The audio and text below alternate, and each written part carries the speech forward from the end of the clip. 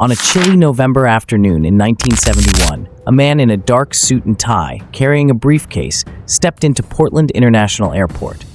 He was calm, collected, and completely unremarkable. His name, as the ticket showed, was Dan Cooper. Little did anyone know, this ordinary man was about to commit one of the most infamous hijackings in American history. Welcome back to Motive, Mystery, and Murder, where today we dive into the daring mystery of D.B. Cooper. D.B. Cooper. D.B. Cooper. D.B. D.B. Cooper. Once aboard Northwest Orient Airlines Flight 305, he settled in, ordered a bourbon and soda, and sat in the back. Shortly after takeoff, he handed a note to a flight attendant. Now, this wasn't your usual, "Can I get a refill?" request. No, this note read something like, "I have a bomb." Can you imagine the fear that must have struck? With calm determination, Cooper demanded $200,000 in cash and 4 parachutes to be delivered in Seattle. Authorities complied. He released the passengers, keeping only a few crew members on board. His next demand, the plane was to take off again, bound for Mexico City. But Cooper never made it to Mexico. Somewhere over the vast, cold forests of the Pacific Northwest, he opened the plane's rear door and, with a duffel bag of cash strapped to him, leapt into the night. No one ever saw him again. So who was D.B. Cooper?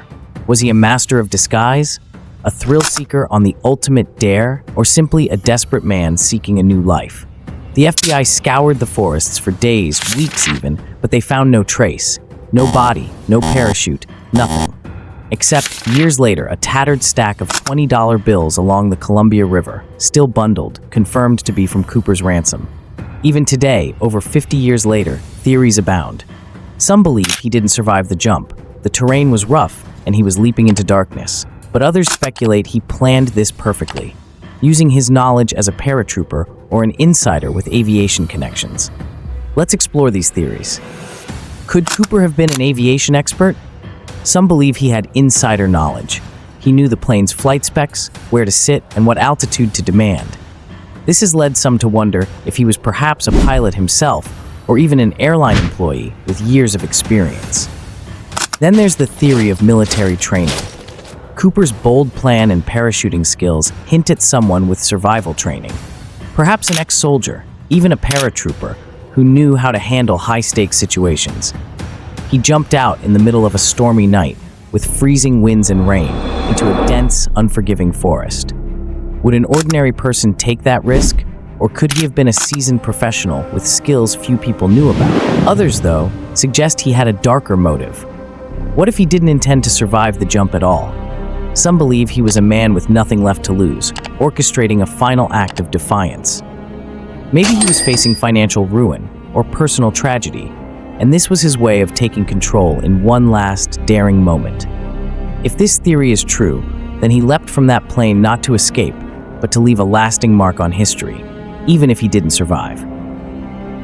And then there's Robert Rackstraw. In 2018, a group of cold case investigators pointed the finger at Rackstraw, a former pilot and ex-soldier with a shady past.